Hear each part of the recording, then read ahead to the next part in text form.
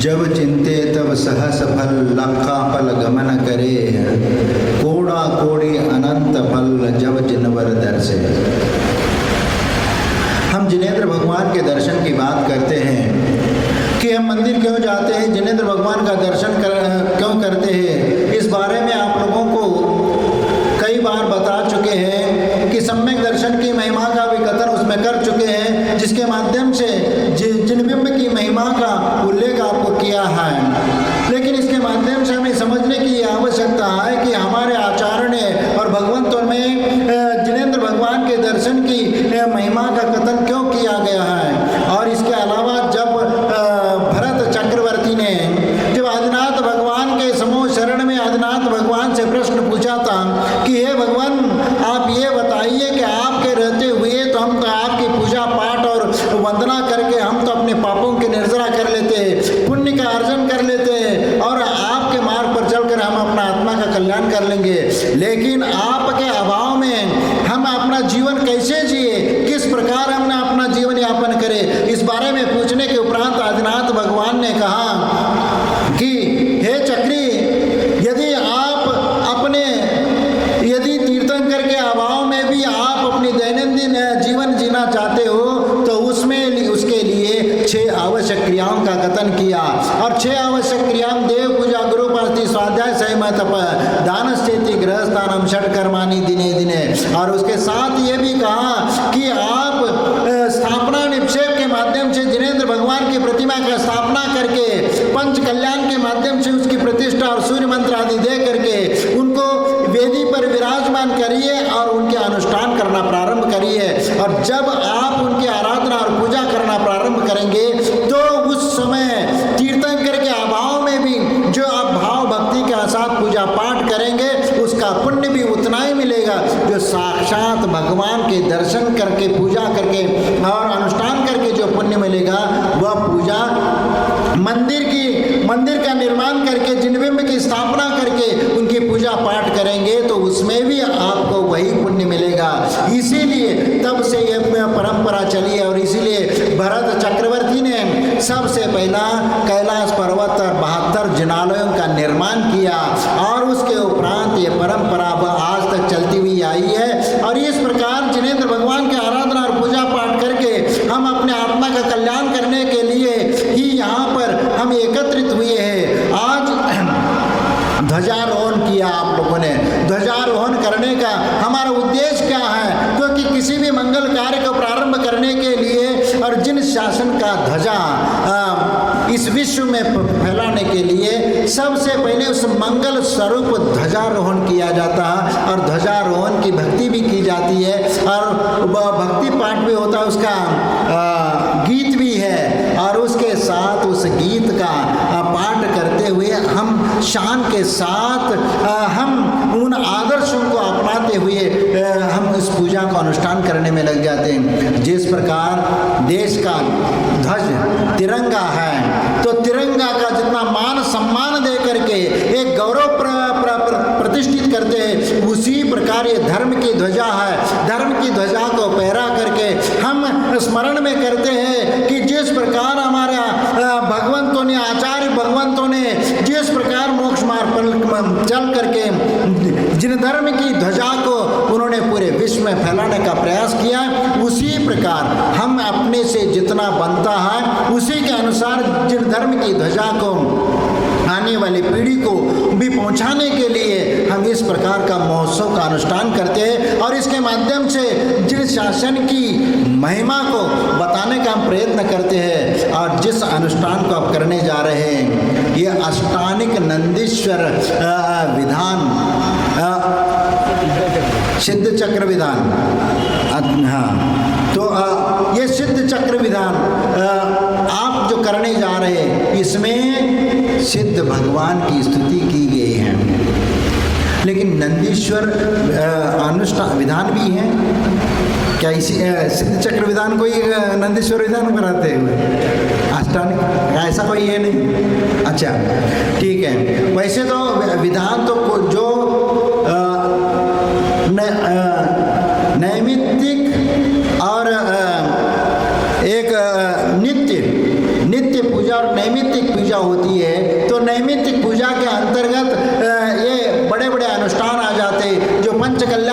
विधान है, कल्पद्रुम महामंडल विधान है, इंद्रध्वज महामंडल विधान है, सिद्ध चक्र महामंडल विधान है, आदि ऐसे बड़े त्रिलोक महामंडल विधान है। जो त्रिलोक महामंडल विधान की यदि पूजा है तो 1 महीना लगता है, उस पर सही पूजा करने के लिए 1 महीना लगता है, लेकिन आजकल के शॉर्टकट बना दिया, 10 दिन के भीतर उसको समाप्त करते हो। लेकिन वो इतना विशाल अनुष्ठान किया जाता है और ऐसे अनुष्ठानों के माध्यम से हम अपनी कर्मों की निर्जरा करके हम अपना आत्मा का कल्याण करना चाहते हैं। और यहाँ पर जिस प्रकार इंद्र भी भगवान के समूह शरण में रहते हुए भी वहाँ भगवान को स्पर्श करने का उनको अवसर नहीं मिलता है, और इसीलिए वह अष्टानिक पर्व में नंदीश्वर द्वीप में जा करके वहाँ पर वह 8 दिनों तक वह अनुष्ठान करता है। किस लिए करता है? क्यों? क्या साक्षात भगवान का विद्यमान होते हुए भी वहाँ पर उनका अनुष्ठान करके उनकी पूजा पाठ करके अपने असंख्यात गुनी कर्मों की निर्जरा तो कर रहा था, फिर भी उस समूह शरण को छोड़ करके वह नंदीश्वर द्वीप में पूजा करने के लिए क्यों जाता है? क्या अभिप्राय है उसका? क्योंकि जो नंदीश्वर द्वीप में जाकर जो अकृत्रिम चैतालय वहाँ पर है, उनका अभिषेक और पूजा पाठ करके जो एक आत्मिक अलौकिक आनंद मिलता है, वह अलौकिक आनंद को पाने के लिए और साक्षात भगवान की प्रतिमा को स्पर्श करने का अवसर मिलता है। और इसीलिए वह अष्टानिक पर्व में नंदीश्वर द्वीप में जा करके वहाँ पर वह पूजा करते हैं। 8 दिन तक आनंद के साथ वह पूजा कर लेते पूरा परिवार के साथ, लेकिन भगवान के समूह शरण में उन्हें स्पर्श करने का अवसर नहीं मिलता, अभिषेक करने को नहीं मिलता। इसीलिए वह नंदीश्वर द्वीप में जा करके स्वयं अभिषेक पूजा पाठ आदि करके उस 8 दिन में वह आनंद उठाने का वह प्रयत्न करते हैं। इसी प्रकार हम लोग भी इस सांसारिक जीवन में विचरण करते हुए सांसारिक मोह माया से कुछ समय निकाल करके हम यहाँ पर मंदिर में आए हैं, और इस अष्टानिक पर्व में हम समय निकाल करके जिनेंद्र भगवान की आराधना करते हैं। आप निश्चिंत रहिए, इसमें विकल्प नहीं करिए, क्योंकि घर गृहस्थी और संसार तो ये हमेशा लगा हुआ है और 24 घंटे तो हम उसी में लगा करके रखते हैं, और उसमें से धर्म के लिए हमारा कितना समय निकल पाता है। और ये एक शुभ अवसर है, इस अवसर पे आप लोगों को एक अवसर मिला है, क्योंकि भगवान की भक्ति करने का, और 8 दिन तक आप जो अनुष्ठान करोगे, यहाँ पर पूजा भक्ति करोगे, असंख्यात गुनी कर्म निर्जरा का ये साधन है। और इसीलिए जब आप लोग पूजा करते हुए देखते हैं तो ऐसा लगता है कि साक्षात इंद्र ही यहाँ अवतरित हुआ है और आप पूजा पाठ कर रहे हैं। क्योंकि जिस प्रकार वह इंद्र लोग उधर नंदीश्वर द्वीप में पूजा करते हैं, हम यहाँ पर हमारे बनाए हुए जिन मंदिर में आ करके उनका अनुष्ठान करने में यहाँ पर हम लगे हैं, तो हम भी इंद्र से कम नहीं है। यहाँ भले ही स्थापना निक्षेप के माध्यम से, एक स्थापना निक्षेप में स्थापना तदाकार स्थापना और अतदाकार स्थापना होती है, और इसीलिए उसके गुण धर्म नहीं होते हुए भी उस पद का कथन किया जाता है कि जैसे कि यदि किसी का नाम भगवान दास रख देते तो वो भगवान नहीं होता, लेकिन नाम रखा जाता है। उसी प्रकार हम सौधर्म इंद्र जो पूजा भक्ति करता है पंच कल्याणों में और अन्य अनुष्ठानों में आकर के वह पूजा पाठ स्वयं करता है अपने सपरिवार, उसी प्रकार यहाँ पर हम भी अपने परिवार के साथ यहाँ पर अनुष्ठान करके हम भी इंद्र बन करके पूजा पाठ करके जो आनंद उठाता है, उसी प्रकार हम भी यहाँ पर इंद्र बन करके यानी एक भगवान के पुजारी बन करके, क्योंकि जब इंद्र होता है वह इंद्र वह का सिंहासन छोड़ करके एक पुजारी बन करके वह इंद्र पूजा करने लगता है। जिस समय पूजा पूजा करता है वो पुरंदर कहलाता है, पुजारी कहलाता है। और उसी प्रकार जब आप घर में रहते हो तो आप फलाना चंद होते हो, लेकिन यहाँ पर आते और भगवान की पूजा पाठ करने लगते तब आप पुजारी हो जाते हो, भक्त हो जाते हो। और इसीलिए जिनेंद्र भगवान के चरणों में हम भक्ति पाठ करते हुए हम अशुभोपयोग से शुभोपयोग की ओर आ जाते हैं, क्योंकि घर गृहस्थी में जीवन व्यतीत करते हुए राग द्वेषादि कषायों में उलझ करके हम तो वही कार्य करते हैं जो हमारे अशुभ परिणाम हो जाते हैं, जिसके माध्यम से शुभोपयोग नहीं होता। और इसीलिए उस घर गृहस्थी के जंजाल से निकल करके हम यहाँ मंदिर में आते हैं तो हम अपने मन को शुभोपयोग में लगाने का प्रयत्न करते हैं, और शुभोपयोग प्राप्त करके हम अपने मन को शांत करना चाहते हैं, संसार के विकल्प से हमें मुक्त करना चाहते हैं। और इसलिए उस शांति को प्राप्त करने के लिए हम भगवान की भक्ति और स्तुति करते हैं। और इसके बाद ही जब भगवान का ध्यान करना शुरू कर देते हैं तो उसमें धीरे धीरे फिर वह शुद्धोपयोग की ओर चलता है, क्योंकि क्रम से अशुभोपयोग से शुभोपयोग और शुभोपयोग से शुद्धोपयोग की ओर हम कदम बढ़ाते हुए आगे चलते हैं। और शुद्धोपयोग से केवल ज्ञान और उस शुद्धोपयोग का फल प्राप्त हो जाता है, और उसके उपरांत जो केवल ज्ञान को एक बार प्राप्त कर लेता है उसी भाव से वह मोक्ष को प्राप्त कर लेता है, पुनः लौट करके संसार में नहीं आता। इसीलिए हम आप लोगों के सामने यहाँ पर यही बताना चाह रहे हैं, क्योंकि बहुत पुण्य का अवसर मिला है और इस शुभ घड़ी में हम अपनी कर्मों के निर्जरा का लक्ष्य में रखना है, और घर गृहस्थी का विकल्प नहीं करना है, आकुलता नहीं करना है। 10 बज गए, 11 बज गए, अब ऐसा विकल्प नहीं करना, निश्चिंत हो करके, क्योंकि भगवान की भक्ति करते समय समय का मूल्यांकन नहीं किया जाता। इसलिए समय को भूलिए, क्योंकि विशेष हमारा उपयोग उसमें लगाइए कि पूजा भक्ति में। ऐसा नहीं कि क्योंकि आजकल ये होता है कि औपचारिकता के लिए हम पूजा में बैठे हैं, चित्त सब हमारा घर में लगा हुआ है। बेटे बहु भले घर में नहीं है, भले ही वह कहीं बाहर रह रहे, लेकिन उनकी चिंता वो सता रही है। अब इसीलिए इन सब विकल्पों से हमें मुक्त हो करके भगवान की भक्ति और स्तुति करना है, और इस प्रकार भगवान की भक्ति और स्तुति करेंगे तो ही असंख्यात गुनी कर्म निर्जरा करके हम अपना आत्मा का कल्याण कर पाएंगे। इसीलिए ऐसे जिनेंद्र भगवान का दर्शन करने से जब चिंते तब सहस फल। एक उदाहरण आता है कि 2 मित्र थे।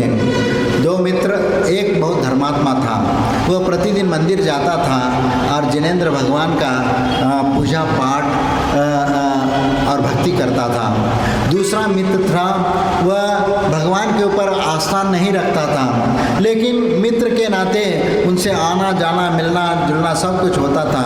एक बार दोनों के बीच में बहस छिड़ी और उन्होंने कहा कि धर्म में क्या रखा है भाई, हाँ रोज़ रोज़ तुम मंदिर जाते हो, क्या मिलता है तुम्हें? और मैं देखो अच्छा आराम से मैं अपनी ज़िंदगी जी रहा हूँ और शांति से मैं अपना जीवन यापन कर रहा हूँ।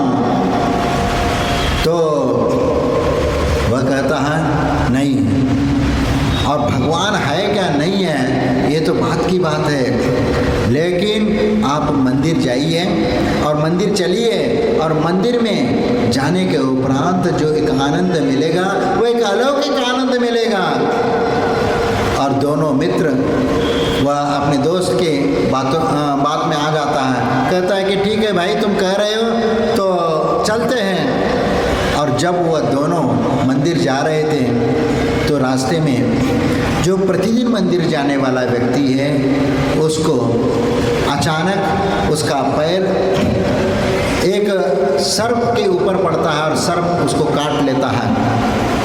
सर्प काट लेता है तो वह पैर पकड़ करके बैठ जाता है, और वह दोस्त जो था वह देखता है उसका उपचार करके, फिर बाद में वह कहता है कि देखो दोस्त तुम तो मंदिर डेली जाते हो, लेकिन डेली जाने वाले को सर्प काटा और मैं कभी मंदिर जाता नहीं, फिर भी मुझे तो सर्प ने काटा नहीं। तो उस दोस्त ने कहा कि देखो भाई दोस्त, कि सर्प आज मुझे काटा है, ये मेरा कोई अशुभ कर्म का उदय है, इसलिए उसने काटा है। अरे कर्म किसने देखा है भाई? कर्म को देखने में आता है क्या? और अचानक उसके एक दिमाग में बात आई।